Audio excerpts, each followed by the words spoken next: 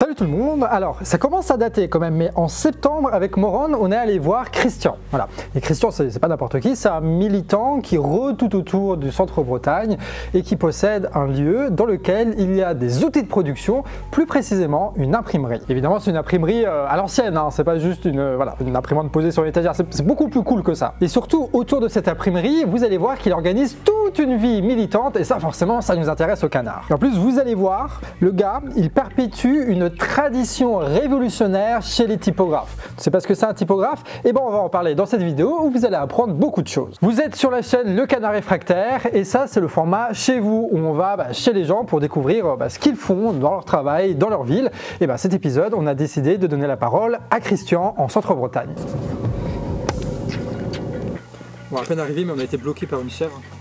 Ouais, bonjour Christian, ouais, on est où ici là? Eh ben écoute, ici tu arrives à un lieu-dit qui s'appelle Coatbillon Kerror, qui est situé entre Belle-Île-en-Terre et Plougonvert, quoi. Voilà. On va parler typographie, on va parler le mouvement révolutionnaire avec le monde du livre et de beaucoup d'autres choses. Ouais. Merci de nous accueillir, ça va être bien. C'est un peu mignon, c'est un peu dérangeant à la fois. Bah ouais, mais écoute, on parle mais on s'occupe pas de lui alors. Bah ouais, le pauvre. Alors, on va commencer par une petite visite de l'atelier, là où Christian imprime des tas de tracts, d'affiches et plein d'autres trucs pour tous les collectifs aux alentours. Donc, tu as tout ce qu'on appelle les casses, les matériaux d'imprimerie, ils sont là. Du très gros caractère affiche. Ah ouais. Donc ça c'est des trucs increvables qui sont en bois, tu vois. Donc avec ça on peut faire de l'affiche. Ouais, donc en gros tu places ces trucs comme ça, il y a de l'encre qui va dessus et ça... En gros ouais, tu vas construire ton affiche là, pop pop pop, en alignant tes lettres, évidemment. Tu as des systèmes de cale pour pas que ça bouge. Ouais. Tu encres, tu poses une feuille et tu fais rouler. Ah ouais, donc ça peut aller vite en fait. Ça peut aller vite. Ça c'est juste ça qui est gravé, qui est collé sur une plaque. Et tout ce qui est illustration, en imprimerie, on appelle ça un cliché. Christian, c'est quelqu'un qui a une imprimerie, mais c'est surtout quelqu'un qui a étudié dans ce domaine-là, qui a travaillé de longues années dans ce domaine aussi. Et du coup, on profite d'avoir un professionnel à côté de nous pour avoir un petit cours de typographie. Typographe, ça veut dire quoi concrètement? Bah écoute, la typographie, c'est la reproduction par d'affiches, de texte par des lettres amovibles. En gros, c'est une invention qui a été faite par Gutenberg, enfin ça c'est la légende qui le dit, mais en 1450 et quelques, et qui est l'invention de l'imprimerie et qui a duré, on va dire, jusque dans les années 90. La plupart, même les livres de poche étaient typographiés, quoi. Mécanique, tout en sachant que les presses elles se sont améliorées, à un moment donné, elles sont devenues électriques, il y a eu d'autres procédés, quoi. Mais typographie, bon, on pourra voir. La technique est restée à peu près la même.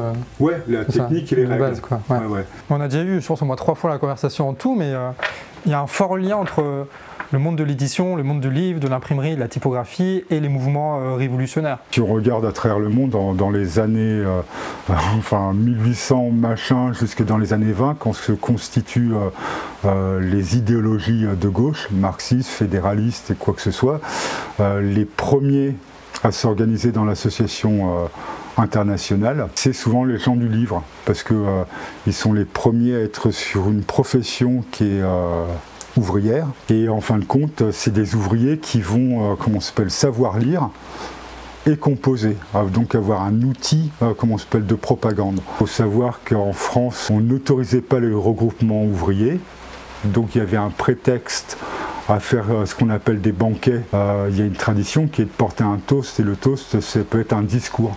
Donc en fin de compte, pendant le discours, on mettait en avant comment s'appelle les avancées au niveau de la profession et sociale. C'était des meetings en fait, presque. Ouais, c'était du meeting, des tournées. Ouais. C'est un jeune typographe de 1830 qui rentre dans le palais royal, et ils sont les premiers à s'asseoir dans le siège royal. Ils ont 12 ans. Monsieur Auguste Méret va être condamné au bagne à vie. Il va être libéré en 1869. Il participe au siège de Paris et il s'engage en 1871, à je ne sais pas quel âge, dans le bataillon des typographes qui, comme on disait, a représenté 12 000 hommes, quoi.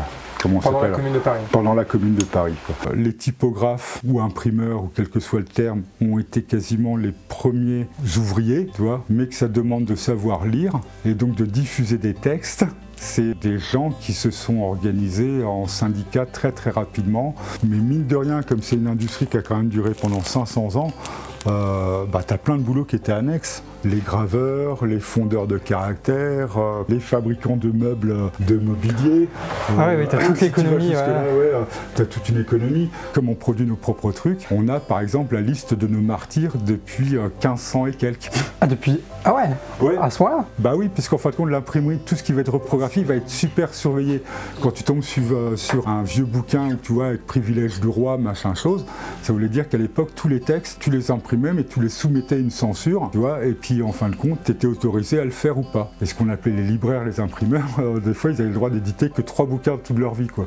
La Bible, le machin, etc. Et là, Christian, il va parler d'un mode de fonctionnement qu'on a toujours mis en place au Canard Réfractaire, sauf qu'on ne savait pas comment ça s'appelait. C'est un corps de métier qui, pour obtenir un résultat, a besoin de tout le monde dans un atelier, d'où certaines pratiques que le patronat a essayé de casser, qui s'appelle la commandite. C'est-à-dire qu'en fin de compte, tout le monde a le même salaire. On travaille à la commande. C'est-à-dire qu'aussi bien l'apprenti qui va détoquer le papier, il est bien bloqué, il y a une façon de taper le papier sur un truc pour alimenter les machines, pour qu'il glisse bien, etc. Donc des boulots, des fois, qui ne sont pas très intéressants, mais aussi bien lui que le rouleur. Rouleur, c'est celui qui s'occupe des machines, c'est un vieux terme, parce qu'avant, il fallait les rouler à la main, ou après, quand c'était mécanique, il fallait les conduire. Conducteur, parce que c'était comme une pédale de vélo, quoi.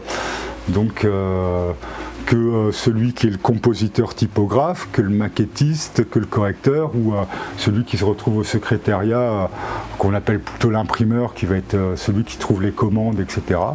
Quand on est à la commandite, tout le monde a le même salaire, parce que sans celui qui trouve les clients, sans le rouleur, sans le compositeur, sans l'encreur, il n'y a pas de résultat. D'ailleurs, si tu veux perpétuer cette tradition du salaire unique, tu peux nous financer, il y a la cagnotte du Canard en ce moment. Donc tu l'as compris, autour de l'imprimerie, tu as une grande tradition historique de lutte sociale, avec les travailleurs de l'imprimerie, mais aussi une lutte contre la censure. Oui, parce qu'avant, la propagande, ça passait par eux, c'est-à-dire qu'ils étaient au cœur soit de la révolution, soit du système qui voulait se pérenniser. Et ça explique pourquoi les typographes ont été absolument essentiel dans de très nombreux mouvements sociaux. C'est quelque chose qui a toujours été contrôlé par le pouvoir. Quand tu as une nouvelle presse, entre guillemets, ou bécane, ou tout ce que tu veux, les préfectures de police viennent chercher les numéros. Tout texte, depuis la création de l'imprimerie, peut être identifié par le pouvoir. Sur une case, tu as un caractère qui marque d'une certaine façon, tu vois.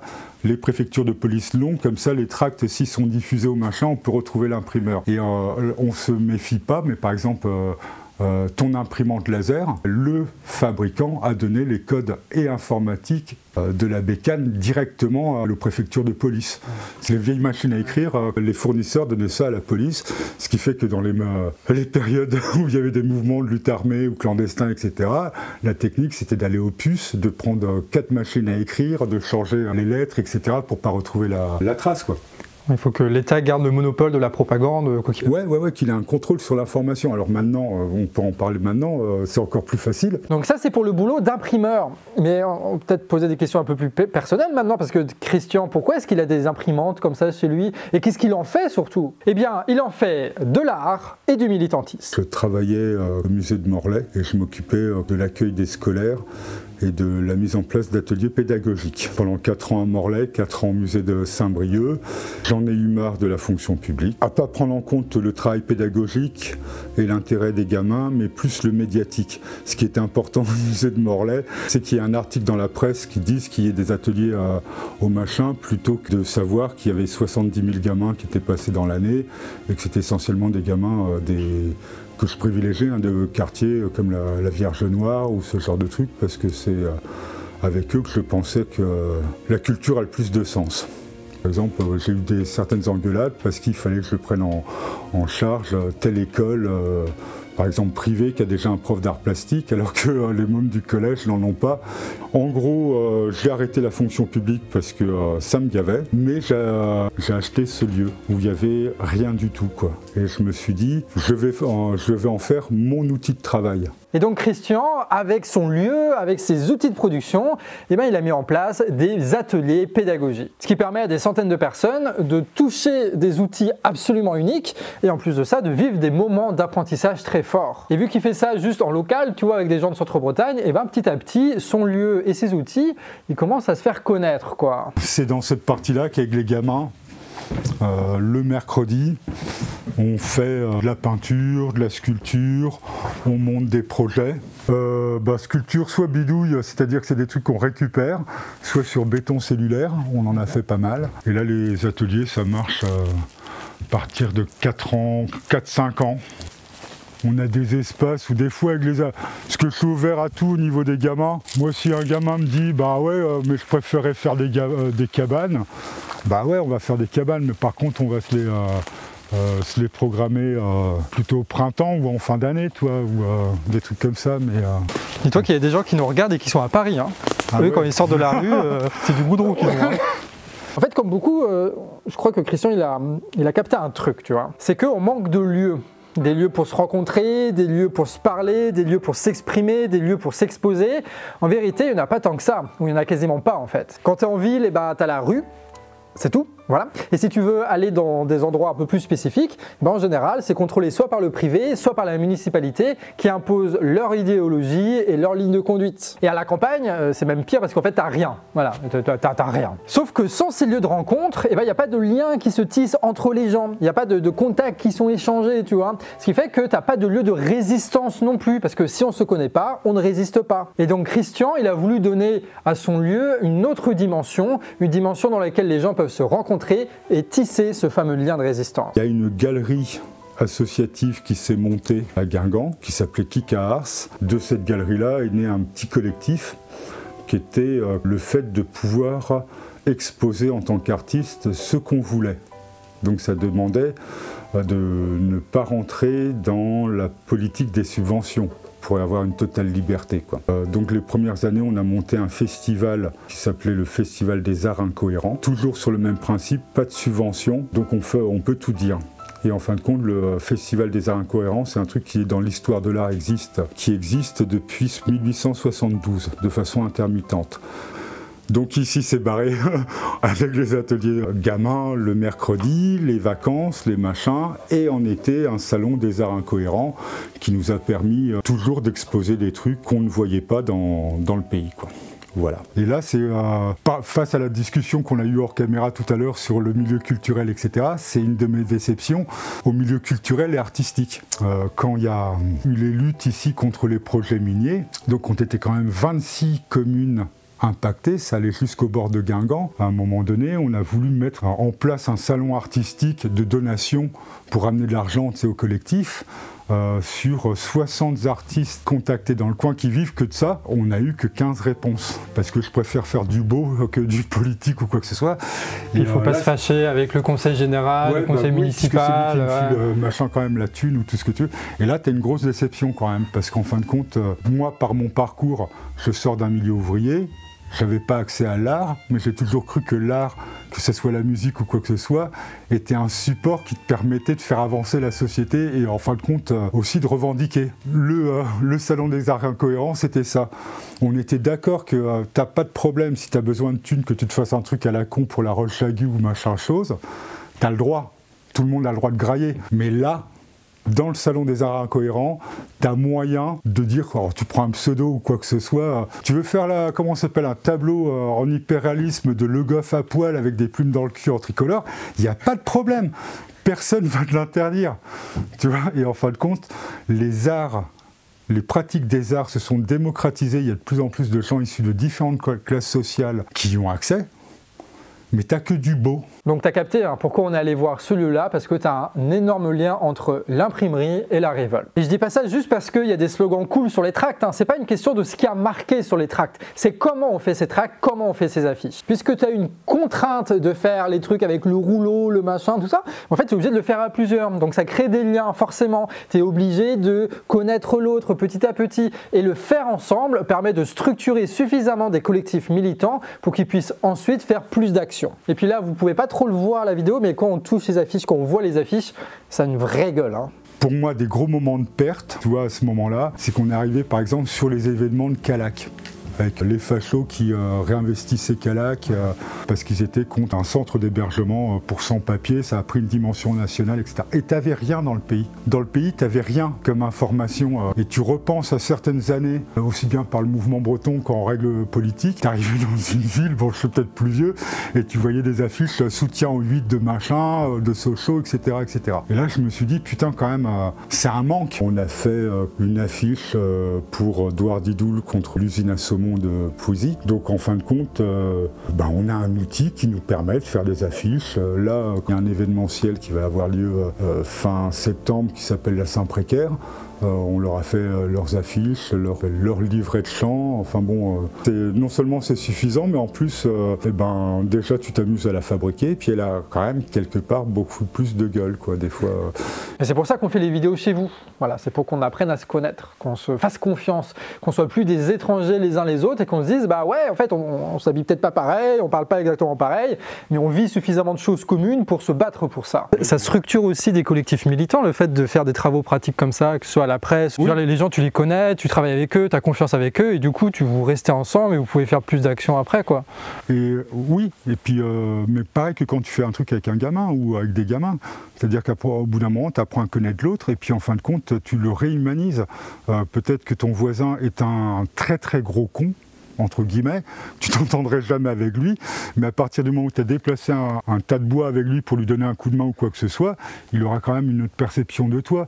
Il sait que tu es un margeau ou un gauchiste, mais bon, quand même, on peut pas le laisser faire. Et toi-même, tu dis, bon, c'est un gros réac, mais quand même, bon, il est con, quoi. Mais, parce que pour qu'il y ait une lutte, quelle qu'elle soit, il faut que les gens se connaissent, sentent qu'ils appartiennent à un endroit, etc. Qu'ils aient confiance les uns les autres. Et qu'ils se connaissent, parce que c'est comme ça que à Douardidoul, on venait nous prévenir, tiens, il y a une camionnette qui est bizarre qui passe sur le site, machin, elle est immatriculée à Tours, là où il y a la société Variscan minière, machin chose. Bah oui, si en face du pouvoir, tu n'as que des cyber-pétitions, l'autre il se tape le cul par terre, quoi. Il se dit, bah, qu'est-ce que ça va changer, quoi. Ouais. Alors que là, tu vas avoir machin qui est bouché, truc mûche, etc. Tu te connais dans le pays. Une société, elle se construit avec tout le monde. Ce que tu disais aussi hors caméra, mais avec Internet en plus, avec les algos à la con, en général, tu es en contact qu'avec les gens qui sont de la même culture que toi, de la même sociologie que toi, les mêmes opinions politiques que toi. Et ça peut même se renforcer avec vraiment la petite niche politique, c'est pareil, quoi. Ce qui fait qu'on est renfermé chez soi dans les écrans, et les écrans te proposent que des gens qui sont similaires à toi, ce qui est quand même de très bonnes conditions pour détester les autres ou penser que les autres sont des incapables aussi, tu vois. Qui m'a fait arrêter la fonction publique, j'en avais marre de mes collègues qui gueulaient sur les chômeurs, quoi. On était putain dans un milieu privilégié, t'es dans un musée, donc t'as pas obligation de résultats, t'es payé pour faire de la culture, nom de Dieu, quoi. Fonctionnaire en plus. Oui, fonctionnaire, j'ai été fonctionnaire, ouais. Ça arrive, et t'arrives à dire, ouais, quand je vois les autres au RSA, ce qui touche, etc. Et en fin de compte, parce que tu les connais plus. Ouais. Parce que très rapidement, tu es dans un petit milieu où tu es composé que de la même classe sociale, etc. Et encore là, on a coupé plein de passages, parce qu'il y a Christian qui nous racontait énormément d'anecdotes très drôles ou très intéressantes sur sa vie ou sur la corporation des typographes. En fait, il y a plein de trucs à aller découvrir là-bas. Voilà. Et c'est en Centre-Bretagne, c'est pas si loin. Ça dépend où tu habites, mais de Guingamp, c'est pas très loin en tout cas. Là, c'est prêt, l'outil est là, quoi. Maintenant, on est prêt. Donc, s'il y a des gens qui ont envie de faire du truc militant, etc., qu'ils n'hésitent pas à venir nous voir, quoi. T'as un site internet, un Facebook, une chaîne YouTube. On n'a rien du tout. T'as un Twitter, tu tweets tout le temps d'ailleurs, hors caméra. Non, on n'a rien. On a l'adresse, un numéro de téléphone, on peut laisser des messages, on peut nous écrire. Je te passerai la carte. Quand on nous écrit, c'est un plaisir, on répond toujours à l'écrit, quoi. Voilà. C'est que le 3e dimanche de chaque mois, on est ouvert au public parce qu'on est là en train de travailler aussi bien au défrichage qu'à des ateliers. Donc s'il y a des gens qui viennent, on les accueille, boivent le café, on discute pour les projets, quoi. Voilà. Le message est passé. Ouais. Voilà ce qui est de notre rencontre avec Christian. Qu'est-ce que tu en as pensé de cette discussion? N'hésite pas à nous dire ça en commentaire. Le reportage, il a été tourné et monté par Moron avec Deb qui l'a aidé sur le dérochage. Et comme d'habitude, la minière et le titre, c'est Betsy et Nina. Pensez évidemment à vous abonner à la chaîne pour ne rien louper. Et encore une fois, on est en cagnotte en ce moment. C'est ça qui va nous permettre de tenir un an de plus avec des gros projets en perspective. Donc voilà, si tu veux que notre média puisse tenir et perpétuer toutes sortes de traditions militantes, tu peux aller en description, tu trouveras un lien de la cagnotte. Sur ce, des bisous et à la prochaine.